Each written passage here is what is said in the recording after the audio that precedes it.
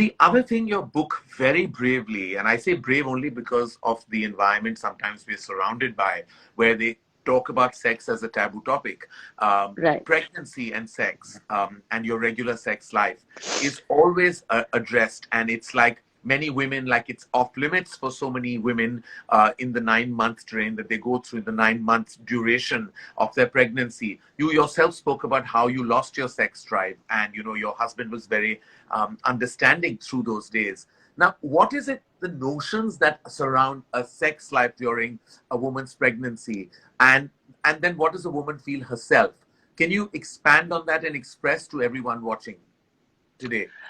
I think that again, people just feel like, okay, I mean, if when you're pregnant, they don't realize the kind of, like you said, moods, emotions, feelings, what you actually feel about yourself.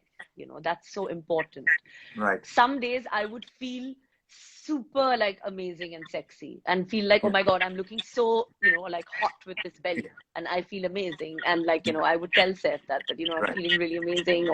Or he would say, like you're looking beautiful.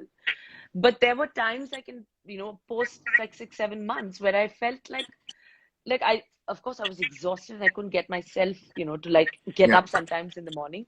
But Yeah. sometimes you're just like, it's just a feeling of repulsion, you're just like in a Yeah. mental state where you just, don't know what to think.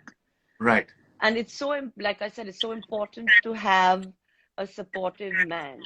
And Yes. most men should not put pressure on their wives to A, Yeah. look beautiful while they're Yes. pregnant, B, feel they're any less Yes. than, like when they're Exactly. not pregnant. That pressure shouldn't be there. Or the fact that, this is it and our regular sex life has to be completely like super active. It has to be according to the way what the woman feels Right. and what she's feeling at that minute. And Right. if your husband doesn't understand that, then how can he be the father of your child? How can he probably not? I mean, he has to love you in every form, aspect, every way. So Yes. I just feel that, it's a topic that probably, I've written in the book because most women feel scared to talk about it. Yes. Yes. They No. don't, or embarrassed to address it. Here's what really, really impressed me about the book is that I think for the first time in a very long time, I've read autobiographies that have been brave. I had people, talk about their lives in their memoirs.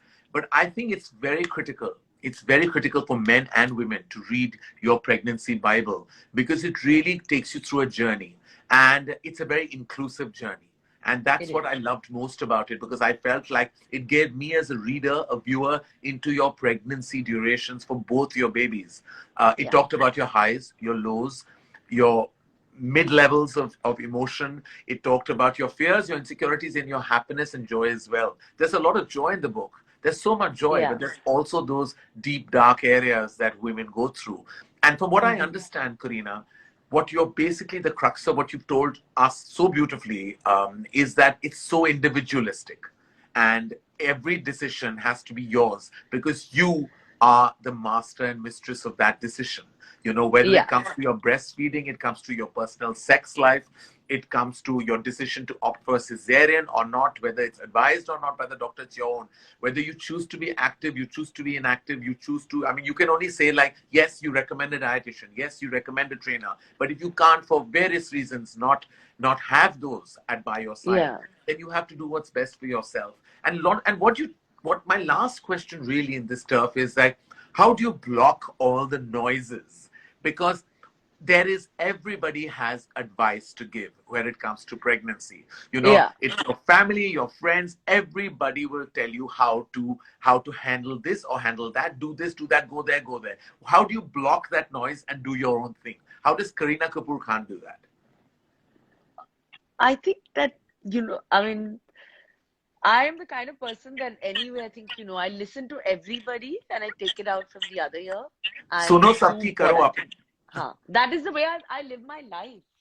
I've done that even when everyone was like, oh my God, why are you doing this? Why are you getting married? Or why are you doing this? Why are you like, oh my God, now she's gonna have another baby, then another baby. And you know me, I just hear everybody and I'm just like, okay, this is it.